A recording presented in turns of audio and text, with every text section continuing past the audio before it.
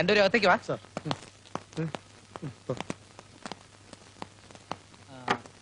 രണ്ടുപേരെയും സസ്പെൻഡ് ചെയ്യാതിരിക്കാൻ കാരണം വല്ലതും ഉണ്ടെങ്കിൽ പറയാം. ഡ്യൂട്ടിക്കിടയിൽ മേലുദ്യോഗസ്ഥന്റെ അനുവാദമില്ലാതെ കടന്നു കളയുക, അത് പണിഷ്മെന്റ് അർഹിക്കുന്ന കുറ്റമാണെന്ന് അറിയാമല്ലോ. അതെ, ഭാസ്കരൻ പോരാൻ പറഞ്ഞു, ഞാൻ പോന്നു. അതുകൊണ്ട് ഞാൻ കുറ്റക്കാരനൊന്നും അല്ല. ഭാസ്കരനാണോ നമ്മുടെ മേലുദ്യോഗസ്ഥൻ? അതെ, അല്ല. ഡ്യൂട്ടിക്കിടയിൽ എന്ന് പറഞ്ഞല്ലോ, അവിടെ എന്തായിരുന്നു ഡ്യൂട്ടി എന്ന് മനസ്സിലായില്ല. കള്ളനെ പിടിക്കൽ ഡ്യൂട്ടിയിൽ പെടില്ലേ? ഏത് കള്ളൻ? നീ തന്നെ കള്ളൻ. വെറും സാധാ പോലീസായ നീ SI ആണെന്ന് ചിലരോടൊക്കെ പറഞ്ഞില്ലേ? അവർക്ക് സത്യം ബോധ്യപ്പെടുത്തി കൊടുക്കേണ്ടത് എന്റെ കടമയാണ്. അത് മനസ്സിലായപ്പോഴാണ് ഞങ്ങൾ കടന്നു കളഞ്ഞത്. SI സാറേ, ഇതുപോലുള്ള പീറ പണികൾക്ക് തലങ്ങും വിലങ്ങും ഓടിക്കാനുള്ളതല്ല ഡിപ്പാർട്ട്മെന്റ് ജീപ്പ്. ഞങ്ങളെ സസ്പെൻഡ് ചെയ്യ്. നേരെ തെളിവ് സഹിതം ഞങ്ങൾ കോടതി കയറും. അധികാര ദുർവിനിയോഗത്തിന് കനത്ത ശിക്ഷ വാങ്ങിച്ചു തന്നില്ലെങ്കിൽ ഭാസ്കരൻ എന്നുള്ള പേര് മാറ്റി എന്നെ ഭാഗ്യനാഥ എന്ന് വിളിച്ചോ. നീ എന്നെ വിരട്ടാണോ? അതെ, വിരളുമെന്ന് ബോധ്യമുള്ളവരെ വിരട്ടുന്നത് എന്റെ ഒരു ഹോബിയാണ്. SI സാറേ, അഞ്ചു താങ്കളുടെ അമ്മാവന്റെ മകളായിരിക്കാം, പക്ഷെ അവൾക്കിപ്പോ വോട്ടവകാശത്തിനുള്ള പ്രായമായി. നമ്മളിൽ ആർക്ക് വോട്ട് ചെയ്യണമെന്ന് അവള് തീരുമാനിക്കട്ടെ. ആ വോട്ട് അവൾ എനിക്ക് എന്നേ തന്നു കഴിഞ്ഞു. പക്ഷെ ബാലറ്റ് പെട്ടി തട്ടിയെടുത്ത് നീ കള്ള വോട്ടിന് ശ്രമിക്കുകയാണ്. അന്ന് കോളേജ് ഇലക്ഷൻ എന്നെ തോൽപ്പിച്ചതുപോലെ. ഇനി ഞാൻ അതിനെ സമ്മതിക്കില്ല. നമുക്ക് നോക്കാം. തൽക്കാലം ഇന്ന് ഞങ്ങൾക്ക് വല്ല ഡ്യൂട്ടി ഉണ്ടെങ്കിൽ പറ. ഡ്യൂട്ടി ഉണ്ട്. അട്ടിപ്പറ്റ വരെ പോണം. എന്തേ?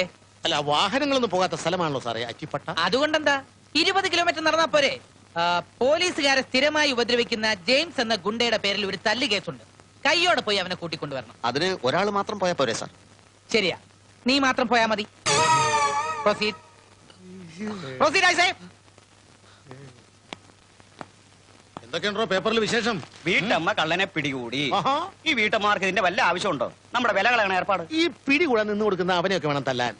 കക്കാൻ പോകുന്നതിന് മുമ്പ് ഇവന്മാരാ കമ്മാരന്റെ ഈ ഈനാശുവിന്റെ അടുത്ത് പോയിട്ട് 4 മോഷണം പഠിക്കട്ടെ. കള്ളന്മാരായി ജനിക്കുകയാണെങ്കിൽ അവന്മാരെ പോലെ ജനിക്കണം. നല്ല തറവാടിത്തുള്ള കള്ളന്മാരാ. എടാ ഈനാശു, എനിക്ക് നിന്നെ പറ്റി ഭയങ്കര പ്രതീക്ഷകളായി. നീ എന്റെ കൂടെ കൂടിയിട്ട് വർഷം 14 ആയില്ലേ? അതെ. ഇന്ന് വരെ ഒരു കിണ്ണം നീ കട്ടിട്ടുണ്ടോടാ? കിണ്ണം അവിടെ ഇരിക്കട്ടെ, അത് പിന്നെ എടുക്കാം. ആശാൻ അങ്ങനെ എന്നെ കൊച്ചാക്കരുത്. ആശാൻ അറിയാത്തൊരു രഹസ്യം ഞാൻ പുറത്തു വിടട്ടെ. എന്ത് രഹസ്യം? ഇന്നലെ രാത്രി ഞാൻ എവിടെയായിരുന്നു? എന്റെ കൂടെ മൂക്കറ്റം തിന്നിട്ട് കൂർക്കം വലിച്ചു കിടന്ന് ഉറങ്ങിയില്ലേ? അങ്ങനെ തോന്നിയില്ലേ? പക്ഷെ അങ്ങനെ ആയിരുന്നില്ല. ആശാൻ ഉറങ്ങി, ഞാൻ എഴുന്നേറ്റു. കുറ്റിരട്ടത്ത് ഞാൻ ഇറങ്ങി നടന്നു. നേരെ ഒരിടത്ത് കയറി. എന്റെ ഉന്നം പിടച്ചില്ല. മുറി കുത്തി തുറന്ന് ഞാൻ അകത്ത് കയറി. ഭീമാകാരനായ ഒരു ഗോദറേജ് അലമാര. തന്ത്രമുപയോഗിച്ച് ഞാൻ അലമാര തുറന്നു. നേരോ? അമ്മയാണ് സത്യം. എന്നിട്ട് അലമാര കാലിയായിരുന്നു. നോക്കുമ്പോൾ വേറൊരു ഗോദറേജ് അലമാര. അതും ഞാൻ തുറന്നു. വിശ്വസിക്കാൻ പറ്റിയില്ല, അതും കാലിയായിരുന്നു. ഞാൻ വിട്ടില്ല ആശാനെ. നോക്കുമ്പോ ഒരു മുട്ടൻ അലമാര ചാരി വെച്ചിരിക്കുന്നു. അത് തുറന്നപ്പോഴേ കാലി. എടാ, പഴയ കാലമല്ലിത്. നമ്മളെപ്പോലുള്ളവരെ പേടിച്ച് ഇപ്പൊ എല്ലാവരും ബാങ്കിലെ ലോക്കറുകളിലാണ് പണവും സ്വർണവും സൂക്ഷിക്കുന്നത്. അതല്ല ആശാനെ, പിന്നീടാണ് മനസ്സിലായത് അതൊരു ഗോദറേജ് അലമാരയുടെ ഷോറൂമായിരുന്നു. ആണോ? എന്നാ ഒരു 2-3 അലമാരെങ്കിലും നിനക്ക് പൊക്കിക്കൊണ്ട് വരായിരുന്നില്ലടാ കള്ള പരീക്ഷ. എന്നിട്ട് വേണം കള്ളൻ ഇനാശു അലമാര വീണ് ചത്തുന്ന് പേപ്പറിൽ വരാൻ. അതും ശരിയാണല്ലോ. ആശാൻ എന്നെ കൊന്നേ അടങ്ങുമല്ലേ? അയ്യോടാ, അങ്ങനെ യാതൊരു ഉദ്ദേശവും എനിക്കില്ലടാ. എനിക്കറിയല്ലേ ബാബാ? എന്നാ ഈ ഒളിച്ചോട്ട കേസും വാണിപ കേസും ഇലക്ഷൻ ഡ്യൂട്ടി നോക്കി നോക്കി പോലീസുകാരുടെ അടപ്പളായി. നമസ്കാരം. നമസ്കാരം. നമസ്കാരം. ഇതാ സാറിന്റെ പതിവ് കോട്ട, ബിസ്ക്കറ്റും കടലയും. ഇതാ സാറിന്റെ സിഗരറ്റ്. ഇതാ സാറിന്റെ അമ്മച്ചിക്ക് മുറുക്കാൻ. എന്റെ ഈശോയെ, ഈ കമ്മാരന് ആഴ്ചയിൽ ഒരിക്കൽ വന്ന് ഒപ്പിടുന്നതിന് പകരം ഡെയിലി വന്ന് ഒപ്പിട്ടിരുന്നെങ്കിൽ എത്ര പൊതികൾ കിട്ടിയാലേ. എവിടെന്നെങ്കിലും പൊക്കിയിട്ട് വേണ്ടേ ഇതൊക്കെ കൃത്യസമയത്ത്. കമാരു, അനിയ പോയി ഒപ്പിട്ട് വാ. കെട്ടായി. എടാ, അന്തസ്സുള്ളവര് ആഴ്ചയിൽ ഒരിക്കൽ വന്ന് ഒപ്പിട്ടിട്ട് പോണത് കേട്ടോ. നിനക്കെന്നുകൊണ്ട് ആയിക്കൂടാ. സർക്കാരിന്ന് ശമ്പളവും പറ്റി സാധുക്കളെ ഇടിച്ചു നിരത്താനുള്ള ആലോചനയാണല്ലോ. പഴയ പണിയൊന്നും വീണ്ടും തുടങ്ങിയിട്ടില്ലല്ലോ?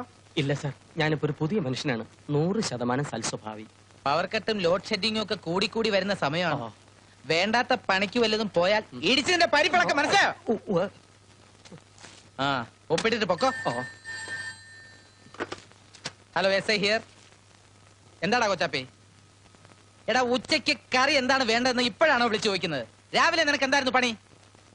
ശരി, ഞാന് കോൺസ്റ്റബിളിന്റെ കയ്യിൽ ഒരു കോഴി വാങ്ങിച്ചു കൊടുത്തു വിടാം.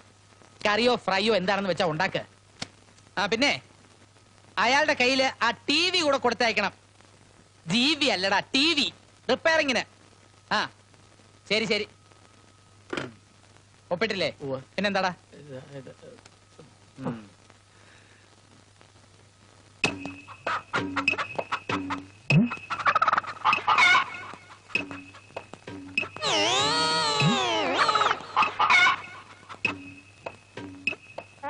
വിരലടയാളം.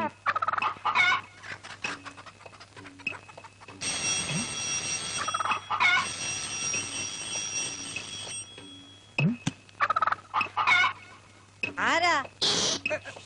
ഓ കോഴിയാണല്ലേ? ആ, ആ ടി വി എടുത്തോണ്ട് പൊയ്ക്കോളൂ. ആ.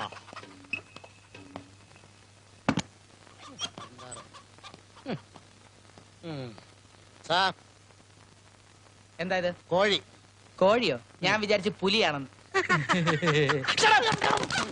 ഇതിനെന്തിനാ ഇങ്ങോട്ട് കെട്ടിയെടുത്തോ? സാർ ഞാൻ വീട്ടിൽ ചെന്നപ്പോ കൊച്ചാപ്പി പറഞ്ഞു വേറൊരു കോൺസ്റ്റബിൾ വേറൊരു കോഴിയെ കൊടുത്തിട്ട് സാറിന്റെ ടി വി എടുത്തോണ്ട് പോയത്.